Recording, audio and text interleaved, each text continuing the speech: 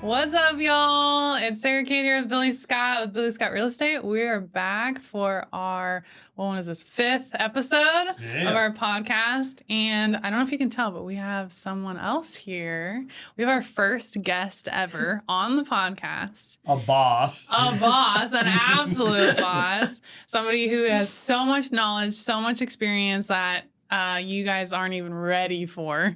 I want to welcome Tara Riesterer. Well, thank you very much. Welcome to the podcast. I'm so pumped. who's Tara with? Tara is with Fidelity National Title. Very different than an escrow company. Right? Yeah, exactly. Different than financial. Yeah. But well, we're excited to have you here. Thank you for inviting me. Thank you so much. I feel honored. Oh, good.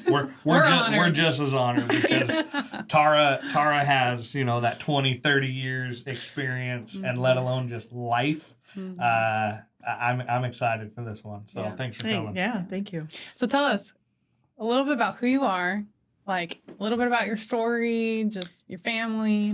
I'll start personal. Married. Met my husband 32 years ago on a blind date. Oh. Blind date. Blind date. And be honest, I didn't like him at first because he was too nice. We have 3 kids, 33, 26, 24. We have 4 grandchildren. Oh, 9. You're a grandma? 9, 6, No way. 3.5, and 1.5. No way. So, Yeah, I got some catching up to do. Yeah, yeah, exactly. Hey, exactly. simmer down, Taylor. I was gonna Simmer say down. that. I was kidding. And we have 3 dogs and a chicken, 3 German Shepherds, which people are like, oh my God, really? Big dogs. Yeah, big dogs. Do you love that love breed? it. Love it. Yeah. Love it. This is our 8th one together that we've had over the years. Wow. Yeah, good. They're a little spunky, Yeah. but I don't think anybody would mess with me. Yep. I don't think so. Whether you had the dog or not. Yeah. Thanks. She can be just as feisty. Thanks. I'm glad you know me well. That, and then career-wise, I still look at it as a job. People are like, you have a career, and it's a kind of a job still. Gosh, started in 93. I was 10.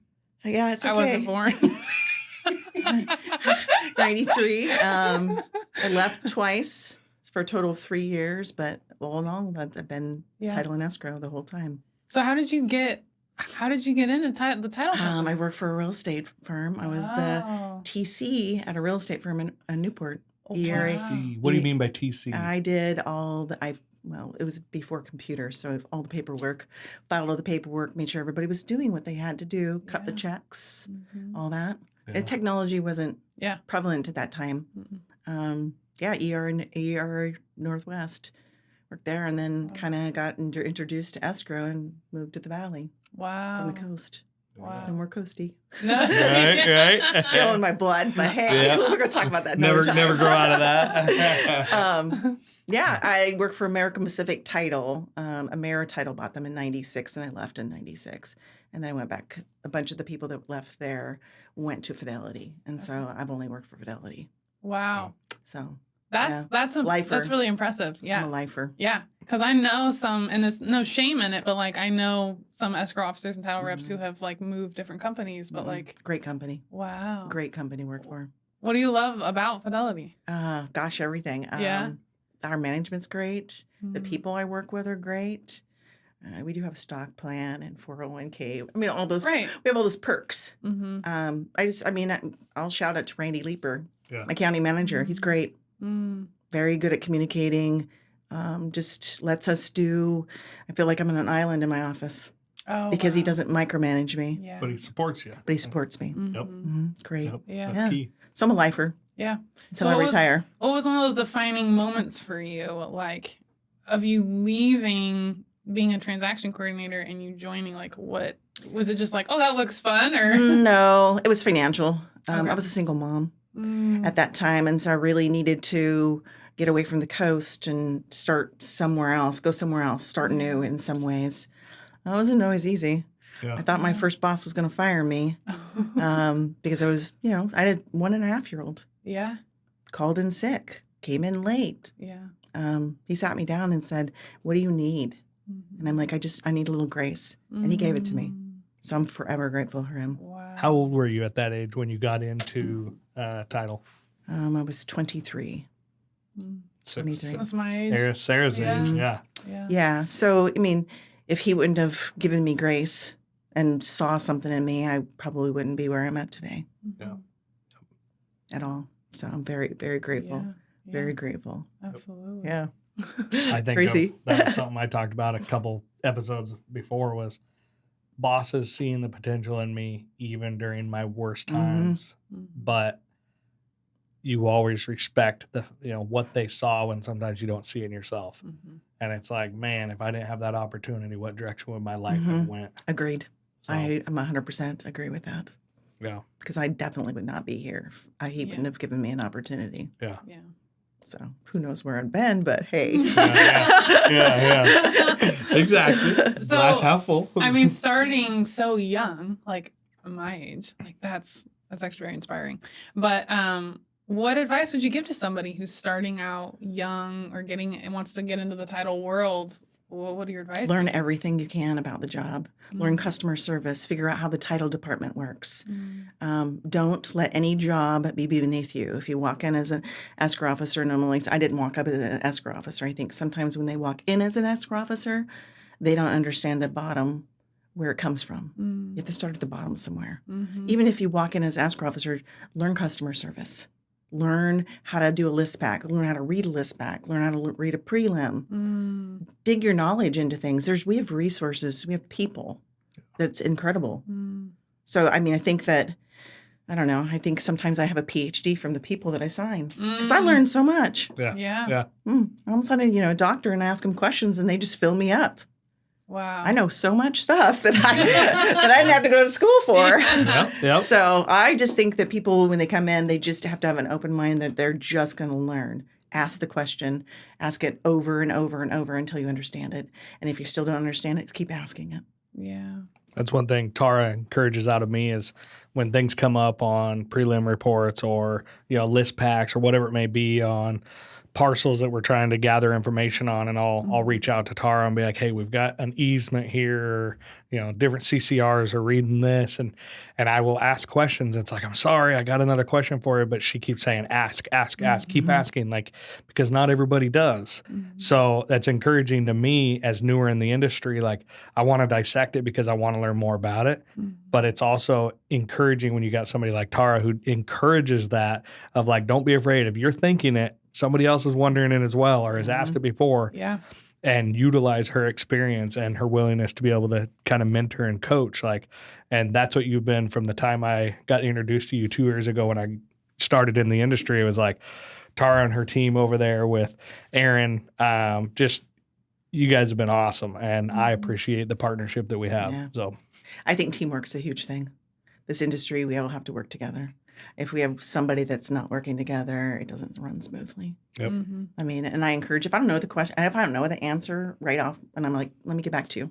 Yep. I mean, I do that often. I'll reply, hey, I'll get back to you. Because I want to make sure when I'm answering your question that I'm 110% correct. Yep. Yeah. Because I don't want to just tell you something. Yeah. Right. Yeah, I don't wing it. Yeah. So I guess I should go back a little bit. Just because we get into these conversations because it's like, oh, I know what title is and everything. But for somebody who has no idea, like never even, like, what is a title company? Yeah. How do you define that? Well, I mean, kind of in a couple different ways. I'm a neutral third party. So my job is to work with the buyers, sellers, realtors, and lenders to close a transaction successfully. So title clearing, somebody has a loan on their property. I have to make sure that that's paid off. Any judgments, anything of that nature. Because when we issue title insurance, the lender wants to be in first lien position on the property. So I'm ensuring that I'm doing my job. Yep. Same with the owner. I got to make sure I got the right owner. Gosh, Billy, says so-and-so is going to sell this house. And I'm like, no. So-and-so is not going to sell the house. They don't own the house. Yeah. So that, there's a lot of checking on that stuff to make sure we have the right people. Okay. But being neutral, I mean, it's a great job. Great space because I am neutral. I don't have a vested interest. The only thing I want to make sure is that we get to the end and it's a happy end. Yep. Yeah. Why? So you've talked to me about ask early on because I think of you get through a 30 to 45 day transaction that's under contract on a property and you get to day 40 and you're less than 1 week from closing. And if you go to confirm who's signing on title and you realize there's somebody else's name on that mortgage, that's a bottleneck right before closing. Mm-hmm. And the more you can do up front and get them involved and vet that out, man, it just makes, rounding third, getting home that much smoother for sure. I want to make sure everything is clear right up front. Any questions at the beginning, and then we just sit and wait for the lenders. I mean, it's kind of a funny, weird space to be in, but it's just making sure. And Erin, I'm going to shout out to Erin because Erin is a bomb. Yes, she is. She's not afraid to do anything. And she's got a great mentor. I appreciate the teamwork. But yeah, I don't like a surprise. Yeah. Every once in a while we get a surprise, but try not to get a surprise. That's why I can encourage questions. Yep. Get a list pack. Talk to me about it. Yeah. I'll dive into what I can find. Yeah. That's the first thing we do when we get a potential seller lead. We want to go look at a property. We order a list pack, and that gives all the details about the property that's on county record. So like that's our first step towards let's dig in. Let's see what it shows on county, because it may show a 3-bedroom, 2-bath, not a 5-bedroom, 3-bath. Well, we got to confirm that. All the details. Yeah, I mean, because we deal with a lot of people that are deceased, or we have a trust, and there's a lot of moving parts that goes along with that, of what we need in that part of it. So I'll always have a conversation with sellers. Yeah. They and explain to them, because you're probably not going to be able to explain like I can. Why do you need this? Yes. Why? Yep. Yeah. So, yeah. Just like agents, there's a lot of title reps and escrow officers and things. What sets you and your team apart? Teamwork, I think, big time. I'm a straight shooter. Really? I'm a straight. No idea. Yeah, I am honest. You're going to get what you get. Yeah. I'm not going to be a fake. I can't do it. Yeah. I mean, honestly, I don't do a lot of the networking events. Heidi's always trying to drag me to, and I'm just, sometimes I'm in it, and sometimes I'm not into it. I mean, I'm extremely extrovert at work, and I'm an extreme introvert at home. So there's two sides to that part of it. But I think that honesty and the communication, nothing lays still in our office. And I'm going to continue that for the future. That we just make sure we've taken care of, we've answered the questions. Erin doesn't want to do something, I give it back to me. I'll do it. Yep. I'm not afraid of anything. Yep.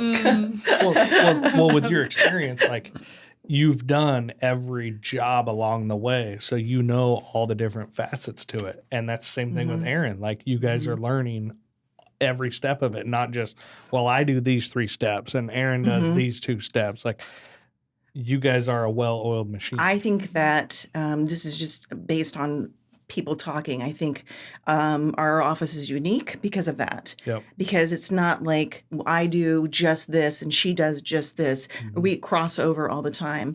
When we had a bigger team and we were during COVID, we tried to segregate, somebody does payoffs and so. It didn't work.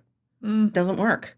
I can't function that way, because if I'm going to order a payoff or I'm going to do something, I want to do it. Yeah. I'm not going to just go into the signing room and sign the people. I don't get anywhere that way. I don't know the file. Yep. I mean, during COVID, it was a little different because it was so busy with refis, but those are fairly easy. Yeah. Because there's only, 2 parties. Couple moving parts. Yeah. So I think it's the teamwork. I think it's the crossover. And I think honestly, like in my 2 years in the industry, I've worked with 5, 6 title companies. There's a lot of great title companies in the area. Like there's a lot of great title reps and escrow officers. Like there's a lot of great ones, but each one is different. Like it's just like a real estate agent.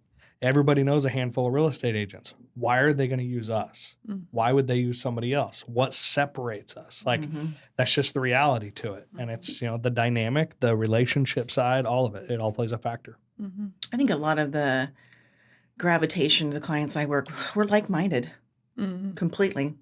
Yep. If your honesty is up front, tell me how it is, tell me what I need to do. Yep. So I think I work with a lot of like-minded people. I love all my clients, really. Yeah. Because they're all really easy to work with. The expectation's already been set. Yep. So, yeah.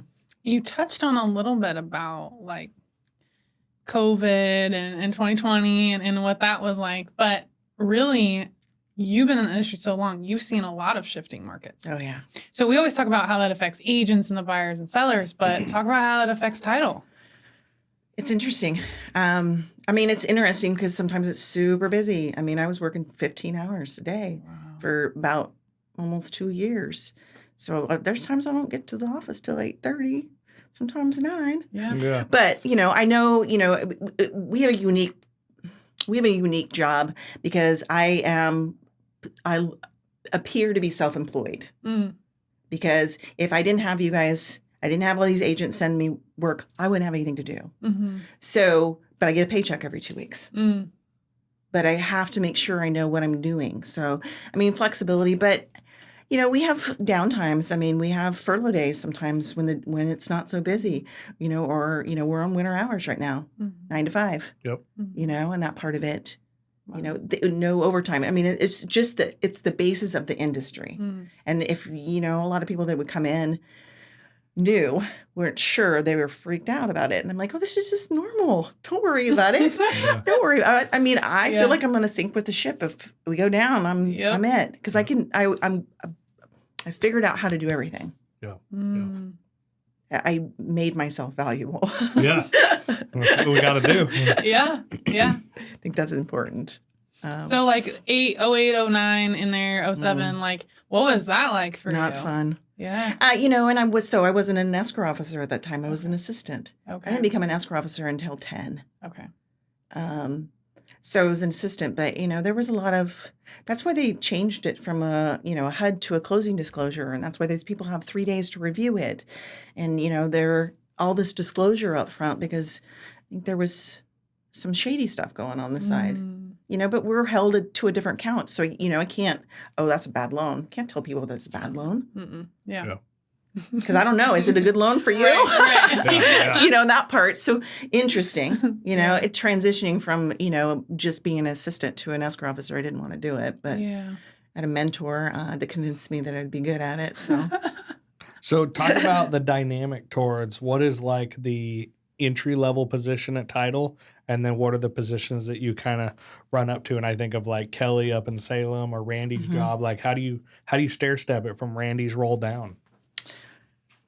So Randy's roll down. He's a county manager, so he does all the quad counties. So he does all of our Eugene offices, Corvallis, Salem, and then us in Albany. And then we have a satellite office in Lebanon that we run. And then there's an escrow manager. I have an escrow manager. So she if I have a question and I need her to tell me, yes, I can do this, and no, I can't do this. She's kind of my boss in that part of it. Randy's just the big boss. Yeah. There's a lot of different moving parts in that part of it. I mean, because you can go from customer service, you can go to IT. I mean, there's been people that have gone from, escrow to IT because it's more of their thing. But, you're going from, Erin's a closer. Yep. I mean, she doesn't want to be an escrow officer. She doesn't want a desk. Yeah. And that's okay. Yep. She watches me. She watches me. I'll be honest, I would do other things creatively in the company. But I don't want to be the escrow manager. Yeah. I'm not going to say it. I don't want to babysit. Yeah. I don't want to micromanage people that can't do their jobs. Yeah. Sorry. That's my bold. No, there you go. My bold part of it. Some more of that real and raw. Yeah. If you're not doing your job, I'm going to know about it. Yeah. And then I'll just pick it up and do it, and then we'll move on. Yeah. So I don't know. I probably will just retire as an escrow officer because I really don't think there's anything in this company that I would be more intrigued by doing. Yeah. Because I get this. Yep. And you're great at it. Thank you. You are. Yeah. Thank you. So I appreciate that. For that young person that's looking at different career paths and what options they have, would this be something that you would recommend that you can have a great career and lots of growth opportunity getting into title? Absolutely.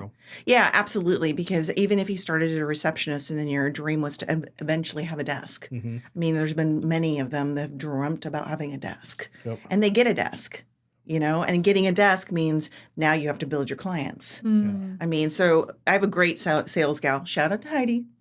She is. Shout out to Heidi. Yeah. My husband and I were talking about this morning. Heidi's job is to bring the clients in the door. My job is to keep them. Yeah.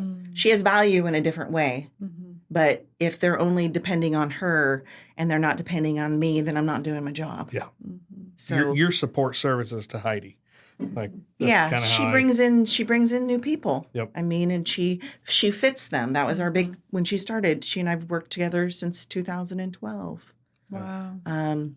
We sat in and what she goes, what's your expectation? I said, I have boundaries and I set them. But she pairs me with people that are like-minded. Yep. She goes, oh, that person's not good for you. And I'm like, pigs. Yeah, exactly. I mean, great. because I'm an extrovert but introvert. So, and I talk fast sometimes and I'll express myself. So it's, if I need to slow down, I know how to do that because I've done that in the closing room. I got little elderly people and they're like, you need to talk slow, sweetie. I'm like, all right. Slow down That's a struggle in itself. I hear you. Okay, good. That's why. Have you always been like that? Just Yeah. If my mom was alive, she would tell you exactly how it rolls. And the 2-year-old Tara has not changed. yeah. She's about the same spunky, run off the roof kind of girl. So, That's perfect. or you can. I'll give you my husband's number. Get the other reel. That might be the follow-up podcast.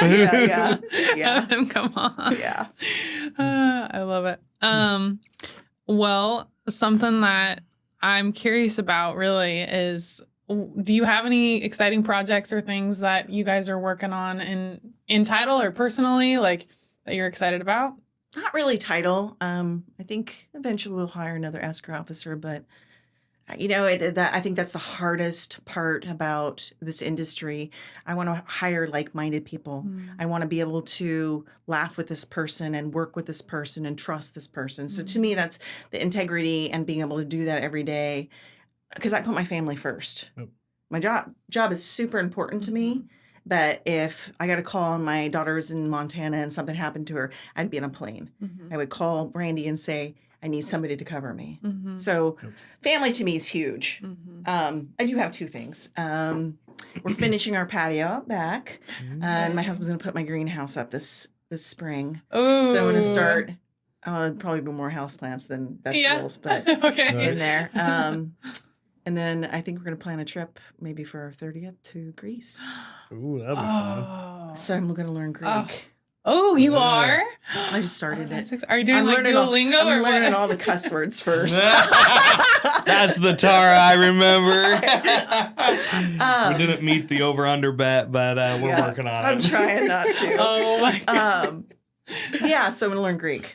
That's what my husband got me for Christmas. Love it. He's the one that he's never plans anything, and I can say that out loud. And he actually said maybe we should go to Greece for our 30th, which we've got a couple of years. You're like, all right, we can start working on it. Yeah. See, I'm Greek.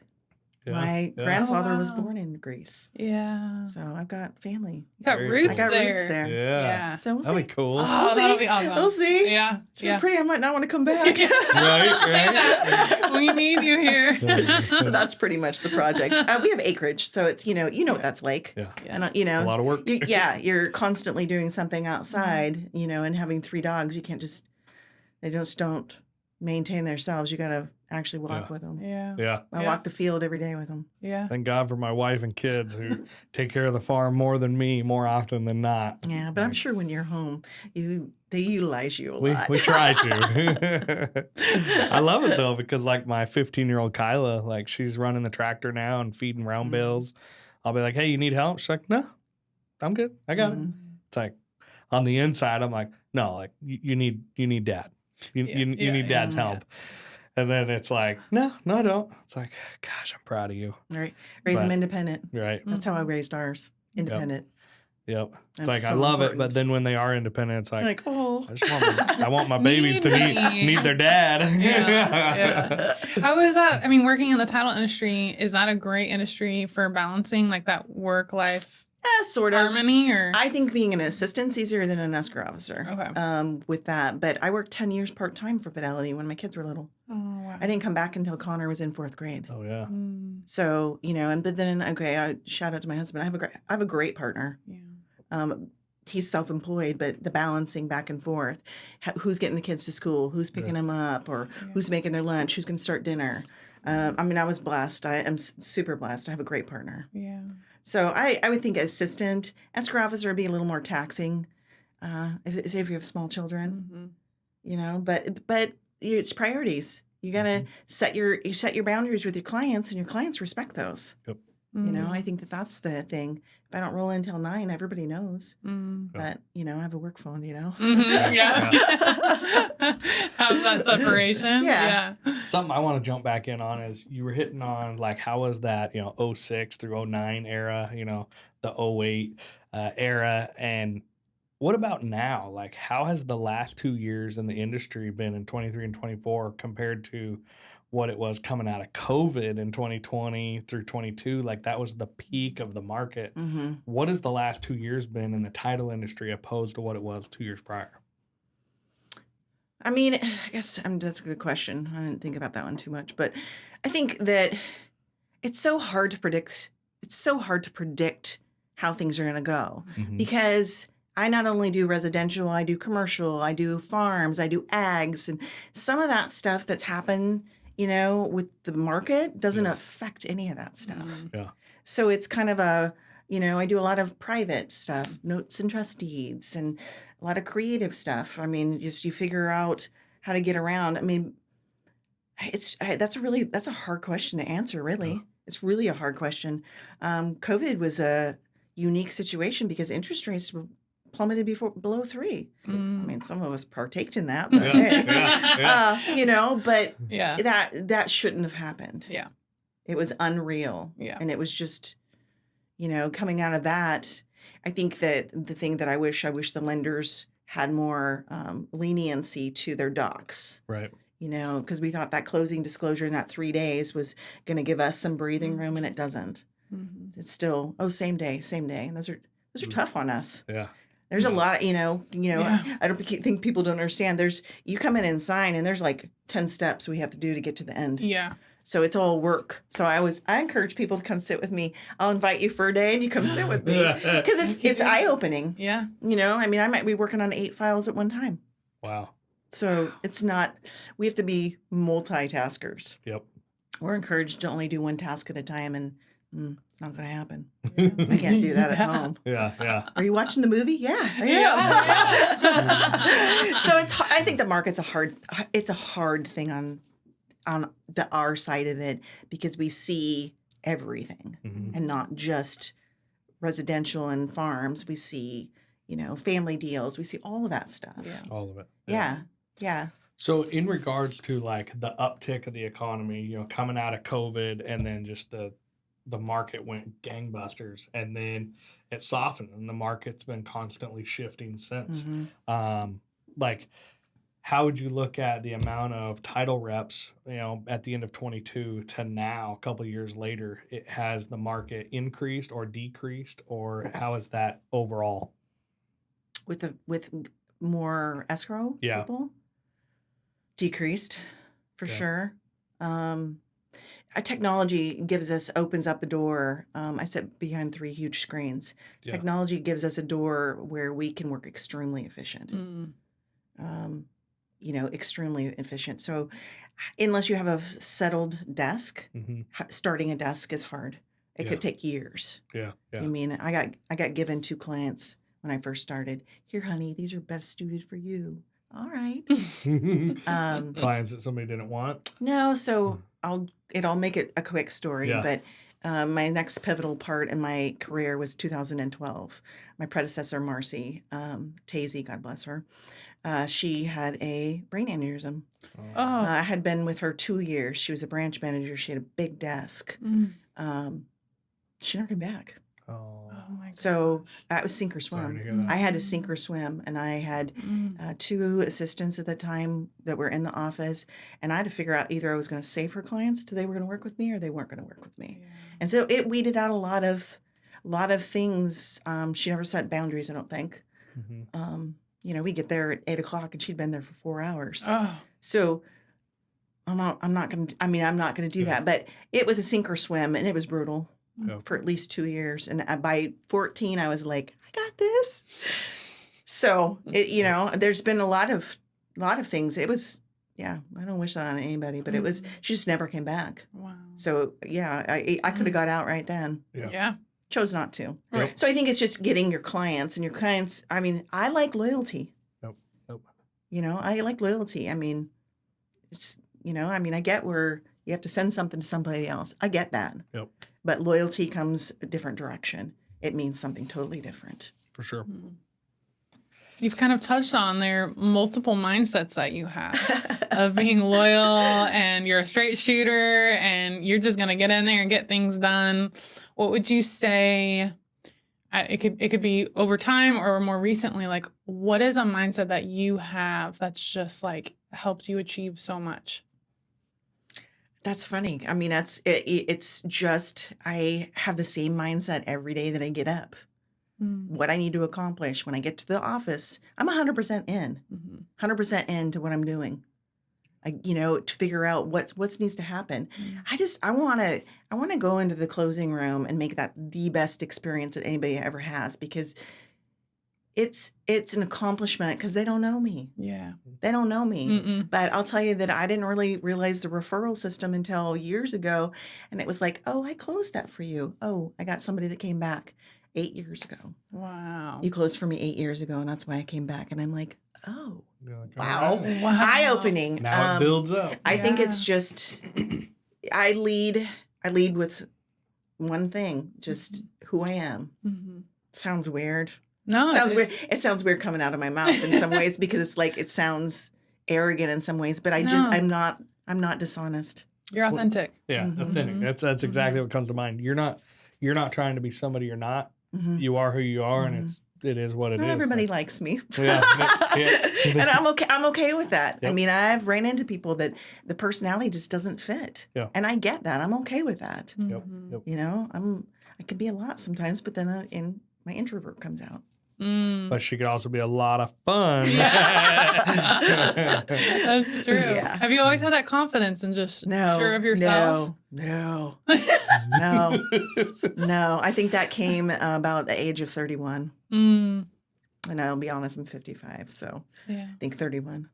After I had my daughter, I had my kids, I saw in her eyes that I had to change my attitude about myself. And confidence. Yeah. I had to teach her that. That was my job. So I think about 31. And then it's, I care, but it is what it is. Right. Yeah. Yeah. I care a lot. Yeah. But I can't fix something I can't fix. Yeah. Yep. You just stepped into the freedom. There's a problem. Yeah. You solve problems. Yep. Yeah. There's usually a plan A, a plan B, and maybe a plan C in our industry. Yeah. Maybe. Yeah. If I can't do plan A, we're going to find a plan B. Yeah. Well, I always think about it like when we talk about nobody likes somebody that's arrogant, but it's such a fine line. Like growing up, my baseball coach always said, Remington, he always said, there's a fine line between cocky and confident. But like it's this right here. Like confidence is sexy. It's attractive. It's people love being around confident individuals that they're confident what they're capable of and they're moving forward. But there's a real fine line how it can flip over and be like, oh, now you're just an arrogant little jerk. Yeah. Like nobody wants that. Like, so it's like that confident is what people want. And when you're relying on them as mentors and partners and getting through deals, like you want to know when you call them and you ask them questions, they're confident in their answers. Like they've been through it. They've done some things. And you're confident in your role. So well, that's like 90%. I'll say, hey, let me get back to you. Because I want to know what plan A, plan B is before I answer plan A. Because I want to have a plan B already. And I'm going to ask the questions even if I know 100%. I go back to our title officers all the time. I know the answer, but I want them to give me the answer again. Did something change? Think outside the box. Or whatever. And then I just put that email in my file. Because I did what they asked me to do to make sure this closes successfully. Yeah. But the closing room is my favorite part. It is. You're great in it. It's my favorite. It's my favorite. It's my favorite part because I walk into the room and I have 3 to 5 seconds to figure out those people. Yeah. It's challenging, but it's fun. Yeah. I've gotten people that aren't too crazy, but I can morph. I can be quiet. I can, you just you're in an industry where you have to do that in some ways. You're not being fake. You're just you adapt to your environment. Yeah. It's part of that chameleon role of. I think that's well said. It's not fake. It's like I'm not gonna sit here and be somebody I'm not. Yeah. But I'm also gonna adapt to my environment and adjust accordingly. Yeah. That's so true. Yeah. Is there anything that you want people to know about you or title or your team that we haven't covered already? There's something that you're like, I want people to know this. I don't know. I mean, I'll be honest. Okay, I'm going to talk to you. If you need some help, call me. You know, I mean, or sales help. Heidi is phenomenal at her job. I don't know. I live in a bubble. I tell people I leave the office and I go home and I live in a bubble. I'm super tight with my kids. I just, I love my life, to be honest. Yeah. It's great. Yeah. I've never dreamed I would have ever been in this life. Well, you manage that work-life balance, and that's something that we all struggle with, but strive for. Like I'm guilty of it. Like I don't have the work-life balance down. Like there's days it's like, heck yeah. And there's days I'm like, I got so much more work to do. Like, long days, and then it's at the sacrifice of family time. And it's like, but I got clients that need me, and we've got, deals that are time sensitive. Like, and it's finding that work-life balance. And like you said, having some boundaries and trying to respect those boundaries and treating family time as an appointment. That's an appointment on your calendar. Like, hey, I've got an appointment at 6:00 tonight. Doesn't matter if it's that appointment's with your family and your wife and kids. Like, it's an appointment. It's important to you. You're going to make it, and everything else will follow. So. Yeah, you got a tougher job than I do. I don't know. I don't have to answer my phone on Saturdays or Sundays. I can return an email if I want to, but I don't have. I'm not tied to that. The expectation is not that. Right. My predecessor, that expectation was hers. Yeah. She'd work on the weekends. And I got to check out. Yep. Yeah. And you got to recharge those batteries, and that's, I feel strongly about it. If we don't recharge, we can't be our best self come Monday. And by the end of the week, if we're not drained, we're probably not working hard enough. I go into the weekend pretty drained, but it's I love what I do. I love being able to help the clients. Well, thank you. But it's like, man, there's so much more work ahead. Like there's so much more to do and more to learn, and like people to help. But it's just like, it can literally consume me if I'm not careful. Yeah. Oh, but you're good at what you do. You're good at what you do. Well, thank you. I appreciate it. I appreciate the partnership from both of you guys. It's huge. It goes both ways. It's the teamwork, and I feel blessed. Yep. So we do too. we get a partner with a lot of good professionals in the industry, and it's true. And what happens is you build. It's working relationships, and one thing leads to another, and then it turns into good family friendships, and like you just build on those, and like you said, like-minded people, and it's like, man, all the years of working in customer service at Knife River, and being asked like, Billy, how do you know all these people? It's like, I'm an extrovert.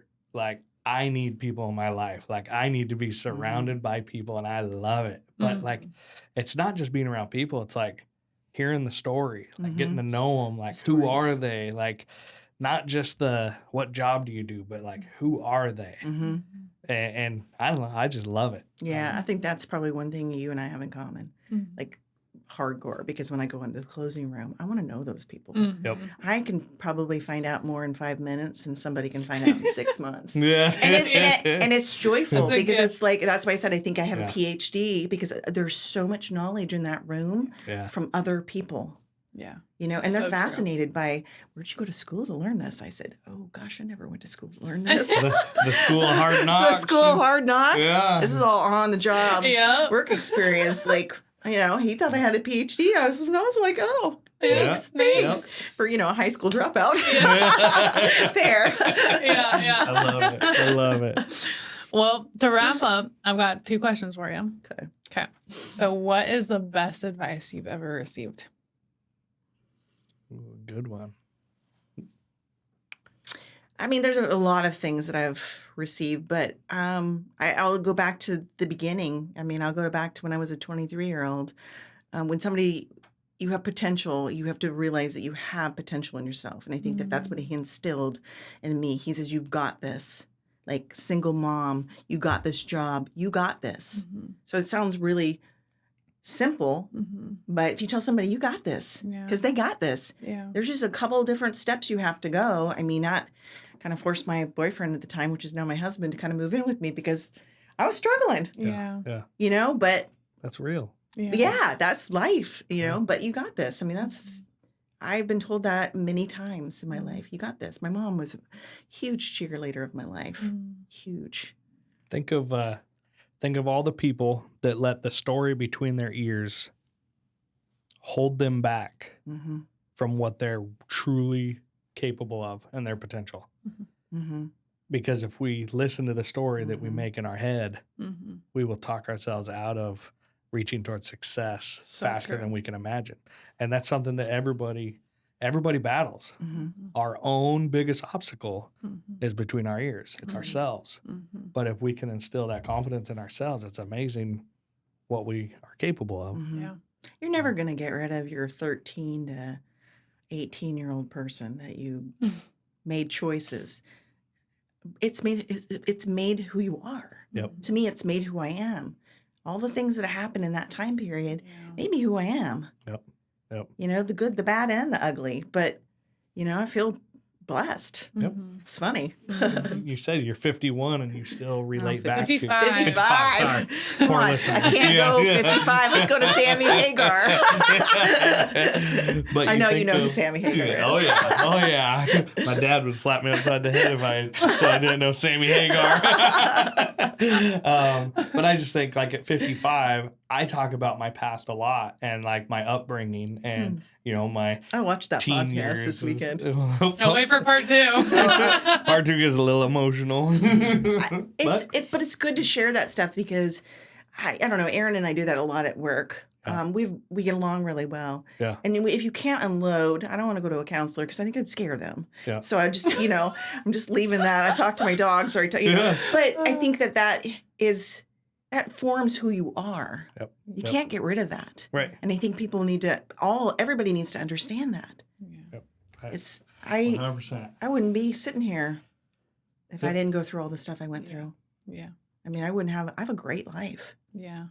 Makes us grateful when we reflect on it. And it's like, man, the amount of gratitude that we have, because it's like, I know it wasn't easy, and I know half my battles were caused and inflicted by myself.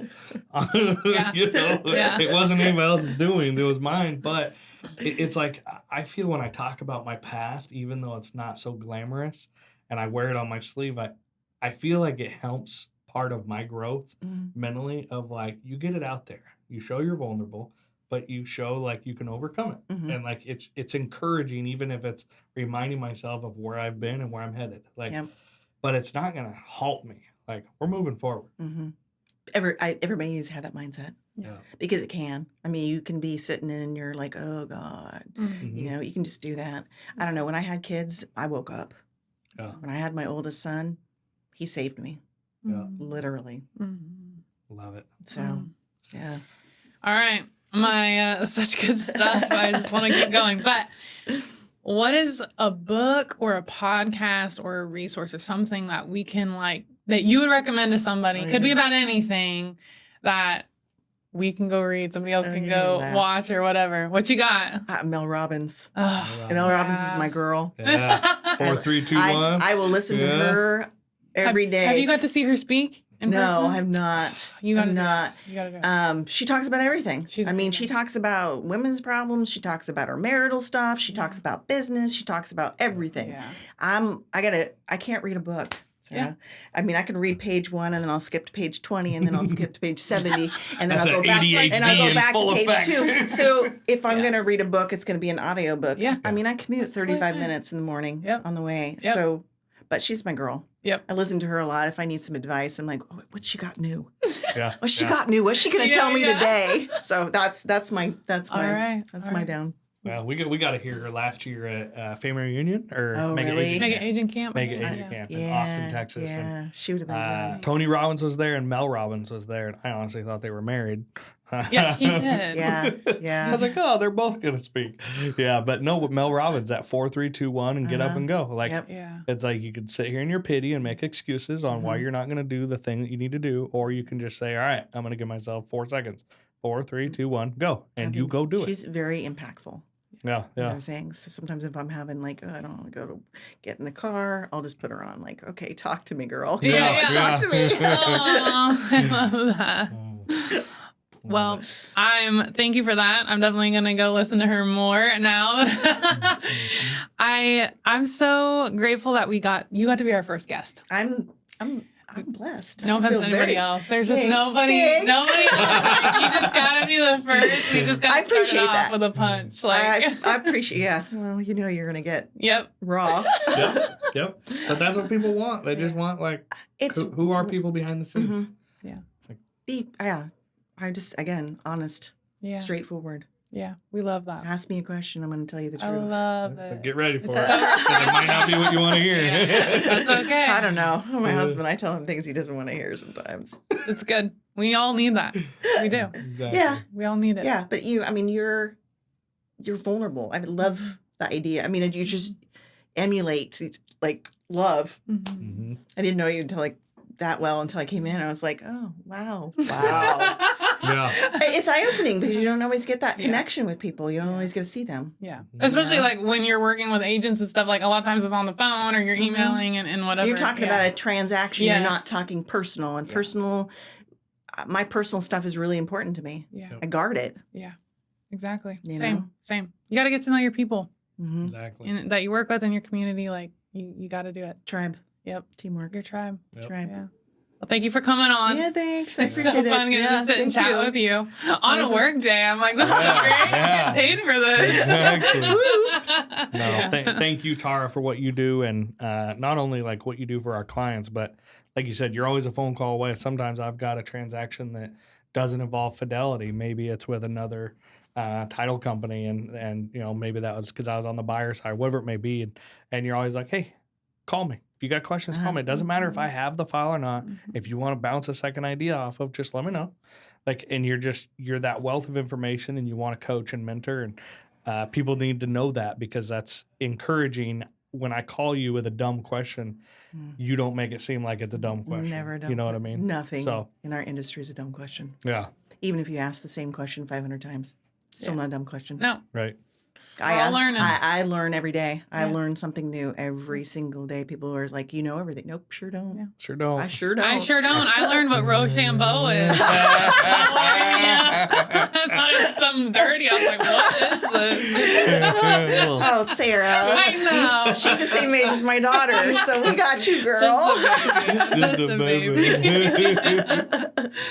All right. Well, Oh. if you have questions about real estate, title, anything, Tara's your girl. She's got it all. Her team's phenomenal. We highly recommend her and all that they do. So go check her out. Come harass Billy, please, in the comments. Like, what do you want Billy to talk about next? What things do you have questions about? Like, we don't want to just come up with things. Like, part of having Tara on here is like, we want to provide people that are in our community that are making a difference that can actually help bring value to your life and your journey. So if you got people you want us to talk to, like, let us know. We're more than happy to. Yes. Thanks for the love and support, everybody. Appreciate it. Hope you like it.